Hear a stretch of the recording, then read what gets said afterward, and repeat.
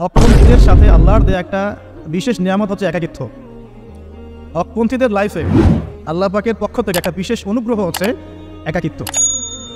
মানে একাকিত্ব কেন নিয়ামত বললাম? কারণ একাকিত্ব মানুষকে আল্লাহ চিনিয়ে দেয়। অনেক আলেম দেখবেন যারা জেল টেল কেটে বের হয়েছেন, তারা সবাই একটা কথা বলবেন, জেলখানায় আমরা আল্লাহকে চিনেছি।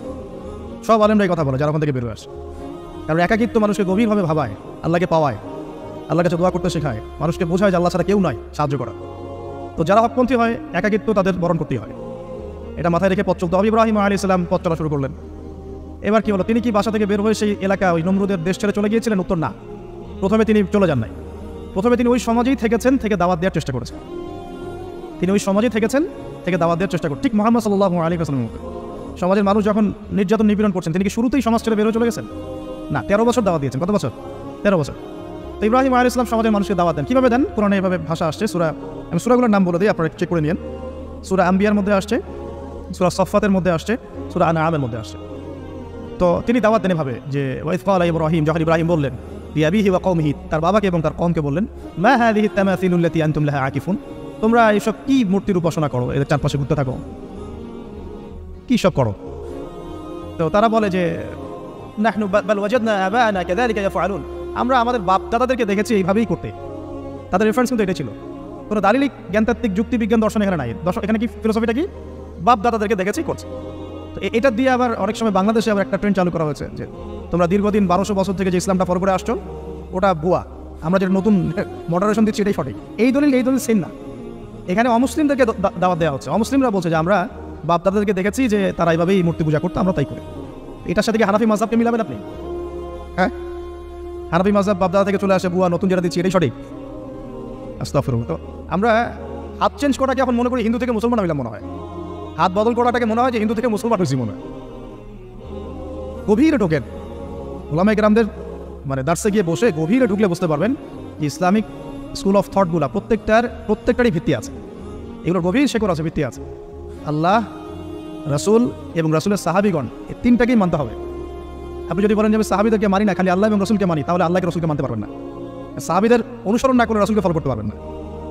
তো ওইটা আজকে ইস্যু না, এটা ফিকহি অনেক ব্যাপার, গভীর ব্যাপার, এটা অন্যদের কথা হবে। এই দলিল কিন্তু সেম করা যাবে না। আবার আমরা বাপ দাদা থেকে দেখে আসছি তোমরা নামাজ এইভাবে পড়ো, এই নামাজ ওই দলিল চলবে না, আমারটা ঠিক, এটা ঠিক না। নামাজ যেটা পড়ে আসে তারা এটা ঠিক আছে। এর প্রত্যেকটা দলিলের মধ্যে অথেন্টিসিটি আছে। এরকম করে সমাজে ফিতনা ছড়ানো ঠিক হবে না, বিভ্রান্তি ছড়ানো ঠিক হবে না। এখন আসলে ইব্রাহিম আলাইহিস সালামকে কি আনসার দিচ্ছেন? আমরা আমাদের পিতা মাতাদেরকে দেখেছি, বাপ দাদাকে দেখেছি এরকম তাওয়াফ করতে, মূর্তির চারপাশে পূজা করতে, নজর দিতে। তো ইব্রাহিম আলাইহিস সালাম বলছেন যে হাল ইয়াসমাউনাকুম, এই মূর্তিগুলো কি তোমাদেরকে শুনতে পারে? ইস্তাদউন, যখন তোমরা একে ডাকো। হাল ইয়ানফাউনাকুম, তোমাদের কোনো উপকার আসতে পারে? আও ইয়াদুররুকুম, তোমাদের কোনো ক্ষতি করতে পারে? তার দলিলগুলো কিন্তু অকাট্য। ইব্রাহিম আলাইহিস সালামের দলিলগুলো কিন্তু এখানে যুক্তিগুলো কিন্তু অকাট্য। আসলে কি সে শুনতে পারে? আসলে কি সে দেখতে পারে? আসলে কি সে তোমার উপকার করতে পারে? তাদের কিন্তু কিছু বলার নাই এখানে। তারা বলছে বাল ওয়াজাদনা আবাআনা কাযালিকা ইয়াফআলুন, আমাদের পিতা মাতা বাপ দাদাদেরকে দেখেছি এইভাবেই করতে। ইব্রাহিম আলাইহিস সালাম বলছেন যে ইন্নাকুম আনতুম লাফি দালালিম মুবিন, তোমরা তো সুস্পষ্ট বিভ্রান্তির মধ্যে আছো। তাহলে তো এরকম আরো অনেক আয়াত আছে। ওয়াইন্না মিন শিআতিহি ইলা ইব্রাহিম ইয জাআ রাব্বাহু বিকলবিন সালিম ইয ক্বালা লিআবিহি ওয়া কওমিহি মাযা তা'বুদুন, তোমরা কিসের ইবাদত করো? আইফকান আলিহাতান দুনাল্লাহি তুরিদুন, তোমরা কি আল্লাহ সম্পর্কে মিথ্যা আরোপ করতে চাচ্ছ? ফামা যান্নুকুম বিরাব্বিল আলামিন, আল্লাহ রাব্বুল আলামিন সম্পর্কে তোমাদের কি ধারণা? এভাবে তিনি তার কওমকে দাওয়াত দিতে লাগলেন। তাদের কওমের দলিল একটাই ছিল, বাপ দাদাদেরকে দেখেছি এভাবে মূর্তি পূজা করতে, তাই করি। সনাতন, এটা ছিল কি? সনাতন থটস। অথচ সর্বপ্রথম এটা শুরু হয় কোন নবীর আমল থেকে? নূহ আলাইহিস সালাম।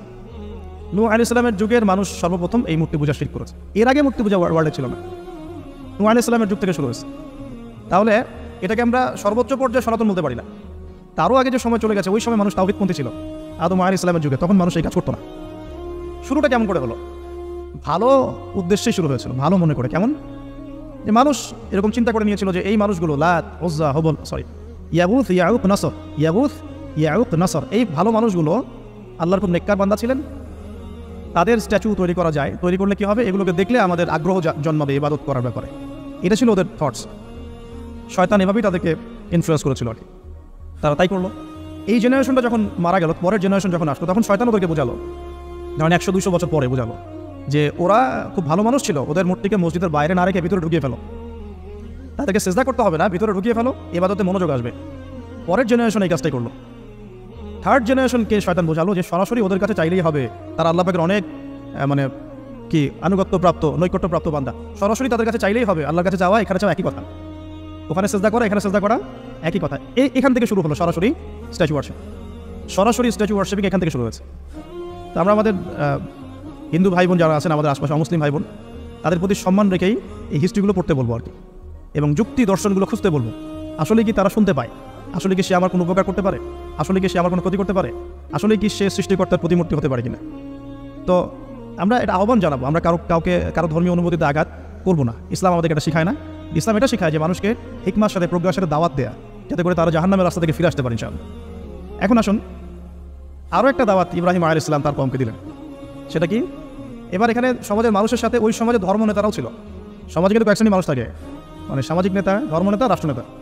রাষ্ট্রনেতা পর্যায়ে এখন ইব্রাহিম আসলাম যান নাই, এখন সমাজ নেতা আর ধর্মনেতা চলছে আর কি। এবার ধর্মনেতা আসলো, এসে ধর্মনেতারা তাকে বোঝানোর চেষ্টা করলো যে এই আসমানের তারা, চাঁদ, সূর্য, প্রকৃতি, গাছপালা, এগুলো ইলাহ, এগুলোর ইবাদত করা যায়। এই ঘটনা আল্লাহ রাব্বুল আলামিন সূরা আনআমের মধ্যে বলেছে। তো ইব্রাহিম আলাইহিস সালামকে তারা দেখাচ্ছে, এটা আরবীয় একটা কাব্যিক ভাষায় কোরআনে এসেছে, চমৎকার ভাষায়, যে ফালাম্মা জান্না আলাইহিল লাইল, যখন তার উপর রাত আচ্ছাদিত হলো, রাআ কাওকাবা, তখন ইব্রাহিম আলাইহিস সালাম কি দেখলেন? আকাশে তারা দেখলেন। ঠিক আছে, তারা মূর্তি পূজার এখানেই আছে, ধর্মনেতারাও এখানেই আছে। তো তিনি বলছেন হাযা রব্বি, এটা আমার রব। ফালাম্মা ফালা, যখন তারকাগুলো অস্তমিত হলো, ক্বালা লা উহিব্বুল আফিলিন, আমি তো অস্তমিত যাওয়া জিনিসকে পছন্দ করি না।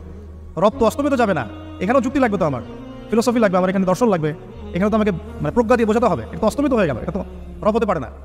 ফালাম্মা রাআল কামারা বাযিগান, যখন সে চাঁদকে দেখলো জল করছে একদম। আর এখনকার চাঁদ দেখা আগের চাঁদ দেখা দেখ না, এখন তো আমরা চাঁদের আলোই খুঁজে পাই না, তখনকার চাঁদ তো অন্যরকম। তো বাযিগান মানে জল করছে। তখন তিনি বললেন হাযা রব্বি, এটা আমার রব। তখন ফালাম্মা ফালা, যখন এটাও অস্তমিত হয়ে গেল, তিনি বলছেন লাইল্লাম ইয়াহদিয়ানি রব্বি লাকুনান্না মিনাল কওমিদ দাল্লিন, আল্লাহ যদি আমাকে হেদায়েত না দেন তাহলে আমি এই দল্লিনদের অন্তর্ভুক্ত হয়ে যাব। ইব্রাহিম আলাইহিস সালাম বলছেন ফালাম্মা রাআ শামসা বাযিগাতান, যখন এবার সূর্যকে দেখলেন দিনের বেলা, এটা তো আরো বড়। হাযা রব্বি হাযা আকবার, এটা আমার রব, এটা সবচেয়ে বড়। হাযা আকবার, এটা সবচেয়ে বড়। ফালাম্মা ফালাত, এটা যখন অস্তমিত হয়ে গেল, তখন তিনি বলছেন এই কথাটা যে ইয়া কওমি ইন্নী বারিউম মিম্মা তুশরিকুন, হে আমার কওম, তোমরা যেগুলোকে দিয়ে আল্লাহর সাথে শরিক করছো, এখান থেকে আমি আমার চেহারাকে ফিরিয়ে নিলাম। সুবহানাল্লাহ। তখন তিনি এই কথাটা বলেন, ইন্নী ওয়াজ্জাহতু ওয়াজহিয়া লিল্লাযী ফাতারাস সামাওয়াতি ওয়াল আরদা হানিফাও ওয়া মা আনা মিনাল মুশরিকিন, আমি আমার চেহারাকে ফিরিয়ে নিচ্ছি এই আসমান সমূহ এবং জমিনের সৃষ্টিকর্তার দিকে, এবং আমি মুশরিকদের অন্তর্ভুক্ত নই। ইন্না সলাতি ওয়া নুসুকি ওয়া মাহইয়ায়া ওয়া মামাতি লিল্লাহি রাব্বিল আলামিন, আমার সালাত, আমার কুরবানি, আমার স্যাক্রিফাইস, আমার জীবন, আমার ফুল লাইফ, আমার মৃত্যু, সবকিছু কার জন্য? জগৎসমূহের প্রতিপালক আল্লাহর জন্য। লা শারীকা লাহু, তার কোনো শরীক নাই। ওয়া বিযালিকা উমিরতু, এই একনিষ্ঠভাবে তার ইবাদত করার জন্যই আমি আদিষ্ট হয়েছি। ওয়া বিযালিকা উমিরতু ওয়া আনা মিনাল মুসলিমিন, এবং আমি মুসলিমদের অন্তর্ভুক্ত। এই শুরু হলো এবার পুরো স্পষ্টভাবে তাওহীদের ঘোষণা দেয়া। তবে ইব্রাহিম আলাইহিস সালামের এক একটা পদক্ষেপই যৌক্তিক না, বৈজ্ঞানিক না, এবং অকাট্য প্রমাণ আছে না, এগুলোকে কিন্তু ভেদ করতে পারছে না তারা। এবার ইব্রাহিম আলাইহিস সালাম চিন্তা করলেন তারা এবার উচিত শিক্ষা দিতে হবে। তবে আগে বলে নেই, এই যে উচিত শিক্ষার কথা বলছি, এটা আবার আপনারা খবরদার ভুলেও কোথাও দিতে যায় না, ঠিক আছে? এটা তো সময় আছে। ইব্রাহিম আলাইহিস সালামের সাথে নবী সাল্লাল্লাহু আলাইহি ওয়াসাল্লামের জীবনের মিলের কথা বলছিলাম। নবী সাল্লাল্লাহু আলাইহি ওয়াসাল্লাম মক্কা বিজয়ের আগে কি কখনো মূর্তির গায়ে হাত দিয়েছেন কিনা? বলেন, দিয়েছেন? কারণ মক্কা বিজয় হয়ে গেছে, পুরো স্টেটই আপনার, অথরিটি আপনার, তখন আপনি আপনার অ্যাকশন নিতেই পারেন, সেটা আপনার ব্যাপার, তখন আপনি কী করবেন? মুহাম্মদ সাল্লাল্লাহু আলাইহি ওয়াসাল্লাম কাবা ঘরে ঢুকে তখন মূর্তি ভেঙেছেন এবং বলেছেন ওয়াকুল জাআল হক ওয়া যাকাল বাতিল ইন্নাল বাতিলা কানা যাহুকা, তাই না? তো ইব্রাহিম আলাইহিস সালাম এবার শিক্ষা দেওয়ার চিন্তা করছেন। তিনি বলছেন যে যখন এরা মেলাতে যাবে, ওই উৎসবে যাবে, তখন আমি এদেরকে দেখে নিব।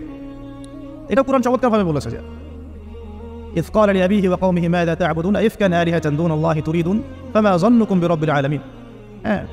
ফারাগা ইলা আলিহাতিহিম ফাকালা আলা তা'কুলুন। ইব্রাহিম আলাইহিস সালাম এবার যখন ওরা মেলায় চলে গেছে, তো যাওয়ার আগে আবার ইব্রাহিম আলাইহিস সালাম বলছিলেন যে ইন্নী সাকিম, আমি হচ্ছি অসুস্থ। আমি কি অসুস্থ? নাযারা নাযরাতান ফিন নুজুম, ইব্রাহিম আলাইহিস সালাম রাতের বেলা আকাশের দিকে তাকালেন একবার, তাকিয়ে ওদেরকে বললেন যে ইন্নী সাকিম, আমি অসুস্থ। এটা কৌশল, আমি অসুস্থ, এটা কৌশল। এই কৌশল আবার সব জায়গায় খাটাতে যায় না। তো এবার যখন তারা চলে গেল, ফারাগা ইলা আলিহাতিহিম ফাকালা আলা তা'কুলুন, এবার তিনি ওই মূর্তি গৃহ যেটা ওদের, ওখানে ঢুকে বলছেন যে আলা তা'কুলুন, তোমাদের কি হলো, খাচ্ছ না কেন? কাদেরকে বলছে কথা? মূর্তি, খাচ্ছ না কেন? আলা তা'কুলুন। ফারাগা ইলা আলিহাতিহিম ফাকালা আলা তা'কুলুন মা লাকুম লা তানতিকুন, কি হলো, কথা বলছো না কেন? মা লাকুম লা তানতিকুন, কি হলো, কথা বলছো না কেন? এবার ফারাগা আলাইহিম তারবান বিল ইয়ামিন, এবার ইয়ামিন মানে ডানাতে যা পেয়েছিলেন আর কি, তা দিয়ে সবগুলোকে ভেঙে চুরমার করে ফেলছে। ব্যাস, এবার ওরা যখন আসলো এসে বলছে যে আনতা ফাআলতা হাযা বিআলিহাতিনা ইয়া ইব্রাহিম, ইব্রাহিম তুমি কি আমাদের উপাস্যদের সাথে এই কাজ করেছো? ইব্রাহিম বলছেন লা না বাল লা আসলে করে নাই, আমি নিজের মতো করে বললাম আরবি বলতে বলতে, বাল ফাআলাহু কাবীরুহুম হাদা, বরং এই বড়টাই কাজ করছে, এর মধ্যে সবচেয়ে বড় যেটা আছে এই ব্যাটার কাজ আমি করি নাই, আমি তো করি নাই। তখন ওরা তো এটা তো হতভম্ব হয়ে গেল, যে বলছে যে তুমি তো জানো, তুমি তো খুব ভালো করেই জানো যে তারা কথা বলতে পারে না, নড়াচড়া করতে পারে না, কিছুই করতে পারে না। তখন তিনি বলেন তাহলে তোমরা কেন এমন ইলাহের উপাসনা করো যে কথাও বলতে পারে না, শুনতেও পারে না, দেখতেও পারে না, তোমার উপকারও করতে পারে না, ক্ষতিও করতে পারে না। কিন্তু এবারও কিন্তু যুক্তি নাই, কোনো তাদের কাছে কোনো দলিল নাই, কোনো প্রমাণ নাই, কোনো যুক্তি দর্শন কিছু নাই। এবার শুরু হলো জুলুম। জালেমের কাজ কি? যুক্তি, জ্ঞান, দর্শন, বিজ্ঞান এগুলো দিয়ে যখন পরাস্ত, এগুলো দিয়ে পারছি না, এবার পেশি শক্তি। এবার কি? পেশি শক্তি। ব্যাস এবার পেশি শক্তি। ইব্রাহিম আলাইহিস সালামকে নিয়ে যাওয়া হচ্ছে নমরুদের দরবারে। এবার চলো, এবার তোমার আছে, খবর আছে। এবার পুরো রিমান্ড হবে 7 দিনে। একদিন রিমান্ড হলেই অবস্থা খারাপ হয়ে যাওয়ার কথা। ইব্রাহিম আলাইহিস সালামকে এবার নিয়ে যাচ্ছে ধরেন নমরুদের কাছে। কী যে হবে আল্লাহ ভালো জানেন। ইব্রাহিম আলাইহিস সালাম যখন যাচ্ছেন তখন কি তিনি জানতেন যে আল্লাহ পাক তাকে আগুন থেকে বাঁচাবেন? এই ঘটনা যে ঘটবে তিনি কি জানতেন? আচ্ছা, আমরা না হয় জানি যেমনটা হয়েছিল। ইব্রাহিম আলাইহিস সালাম ওই সময় তো জানতেন না যে কী হতে যাচ্ছে। তার মানে তার ওই সময় তার ইমানের তেজ, তার স্থিরতা, ইস্তেকামা এবং তাওয়াক্কুল কত বেশি ছিল। তাকে নিয়ে যাওয়া হচ্ছে। এবারে নমরুদের সামনে দাঁড় করিয়ে নমরুদ এবার একটু মজা নিয়ে জিজ্ঞাসা করলো যে কে তোমার রব? ওই কবরের প্রশ্ন করার মতো, মান রব্বুক, তোমার রব কে? তো ইব্রাহিম আলাইহিস সালাম বলছে রব্বি আল্লাযী ইউহয়ী ওয়া ইউমীত, আমার রব তিনি যিনি জীবন দেন, মৃত্যুও দেন। এবার নমরুদ বলছে ক্বালা আনা উহয়ী ওয়া উমীত, আমি তো জীবন দিই আর মৃত্যু দেই। কীভাবে? একজন যাবজ্জীবনপ্রাপ্ত আসামিকে ডেকে নিয়ে ছেড়ে দিল, দিয়ে বললো যে জীবন দিলাম, আর একজন আসামিকে ডেকে তৎক্ষণাৎ মৃত্যুদণ্ড দিয়ে মৃত্যু দিলাম। তো ইব্রাহিম দেখলেন আলাইহিস সালাম এত মোটা বুদ্ধির মানুষ, কারণ যে যত বড় জালেম হয় তার বুদ্ধি তত মোটা হয়, কিন্তু এটা মাথায় রাখবেন। ফেরাউনের মতো জুলুম মানুষের বুদ্ধি লোপ করে দেয়, আর শিরক মানুষের মধ্যে ভয় সঞ্চার করে। যখন আপনি শিরক করতে থাকবেন মনে খুব ভয় কাজ করবে। এবং মুশরিক বাহিনী কখনো ইসলামের বিজয় লাভ করতে পারে নাই। যে মুসলিম সেনাবাহিনীর মধ্যে শিরক ছিল না, ওরা যুদ্ধের মাঠে পরাজিত হয়ে গেছে। ইতিহাস ঘাটবেন, মুসলিম যে সেনাবাহিনীর মধ্যে শিরক ছিল ওই সেনাবাহিনী পরাজিত হয়ে গেছে। আবার অল্প গুটি কয়েক সেনাবাহিনী তারা তাওহীদপন্থী ছিল, তারা জয়লাভ করেছে। ইতিহাস ঘাটে দেখবেন। তো জুলুম কি করে বুদ্ধি লোপ হয়? নমরুদের বুদ্ধি লোপ পেয়ে গেল। তো ইব্রাহিম আলাইহিস সালাম বলছেন রব্বি আল্লাযী ইউহয়ী ওয়া ইউমীত, এ তো এটা বুঝলো না। তাহলে ইন্নাল্লাহা তাআলা ইন্নাল্লাহা ইয়াতি বিশ-শামসি মিনাল মাশরিক ফাতি বিহা মিনাল মাগরিব। ইব্রাহিম আলাইহিস সালাম বলছেন যে আল্লাহ রাব্বুল আলামিন, আমার আল্লাহ তিনি পূর্ব দিক থেকে সূর্য ওঠান। তো তুমি যদি ইলাহ হয়ে থাকো তাহলে পশ্চিম দিক থেকে উঠাও। এটা আরো বড় অকাট্য দলিল হলো। তার অবস্থাটা আল্লাহ ব্যাখ্যা করছেন এভাবে, আল্লাহ বলছেন ফাবুহিতাল্লাযী কাফার, কাফের একদম হতভম্ব হয়ে গেল। একদম হতভম্ব হয়তো লাভ নাই, বেশি শক্তি আছে আমার। তোমার যুক্তি, বিজ্ঞান, দর্শন, থিওরি তোমার দরকার নাই, তোমার দিনের জ্ঞানের এলিমেন্ট তোমার দরকার নাই, তোমার ওয়াজ নসিহতের আমার দরকার নাই। আমার কাছে কি আছে? বেশি শক্তি আছে, পিঠায় সব সিধা করে ফেলা একেবারে। ব্যাস ইব্রাহিম আলাইহিস সালামের জন্য বলছে ফাল হাররিকুহু ওয়ানসুরু আলিহাতাকুম, একে জ্বালায় দাও, পুরায় দাও, একে জ্বালায় পুরায় দাও, তোমাদের ইলাহদেরকে সাহায্য করো। আল্লাহ পাক অন্য জায়গায় বলছেন যে ফাআরাদু বিহি কাইদান ফাজআলনাহুমুল আসফালিন। তারা ইব্রাহিম আলাইহিস সালামকে একটা বিশেষ বড় একটা কৌশল করলো। এই কৌশলটা কি ছিল? তাকে অগ্নিকুণ্ডের মধ্যে ফেলে দেওয়ার একটা চেষ্টা করলো, আগুন জ্বালিয়ে রাখলো। বলা হয় 40 দিন, এগুলো হিস্ট্রি বা তাফসীর বলতে আসছে, আমি just Quran text to the point বলছি। তো আগুন দাউ দাউ করে জ্বলতে লাগলো, ওই ব্যাবিলন ওখানকার সব মানুষ দেখছে বিষয়টা। ইব্রাহিম আলাইহিস সালামকে ফেলে দেওয়া হবে। দেখেন, যখন ফেলে দেওয়া হবে তখন কি ইব্রাহিম জানতেন যে তিনি আগুনে পড়বেন না? তিনি তাহলে প্রস্তুত ছিলেন, তিনি তখন জীবন দেওয়ার জন্য প্রস্তুত ছিলেন। ঠিক আছে, এখন তাকে ফেলে দেওয়া হচ্ছে ঠিক ওই সময়ে জিবরাইল আলাইহিস সালামের আগমন। সুবহানাল্লাহ। তিনি এসে বলছিলেন যে আমার কাছে কোনো হাজত আছে নাকি আপনার? তখনও ইব্রাহিম আলাইহিস সালাম বলেছেন আপনার কাছে আমার কোনো হাজত নাই। হাসবি আল্লাহ ওয়া নি'মাল ওয়াকিল, এই যে কথাটা আমরা বলি হাসবুনাল্লাহু ওয়া নি'মাল ওয়াকিল, হাসবি আল্লাহ ওয়া নি'মাল ওয়াকিল। ইব্রাহিম আলাইহিস সালাম বললেন আল্লাহই আমার জন্য যথেষ্ট এবং তিনিই আমার উত্তম কর্মবিধায়ক। ব্যাস, এরকম মোমেন্টে বান্দা যখন আল্লাহকে এভাবে চাবে, আল্লাহ রাব্বুল আলামিন না এসে পারবেন? কখনই পারবেন ইনশাআল্লাহ তাআলা। তখন আল্লাহ রাব্বুল আলামিনের আদেশ চলে আসলো, ইয়া নার, হে আগুন, কুনি বারদান ওয়া সালামান আলা ইব্রাহিম, ইব্রাহিমের জন্য ঠান্ডা হয়ে যাও, শীতল ঠান্ডা হও, মানে খুব শীতল না, আবার আরামদায়ক শীতল ঠান্ডা হয়ে যাও। সুবহানাল্লাহ।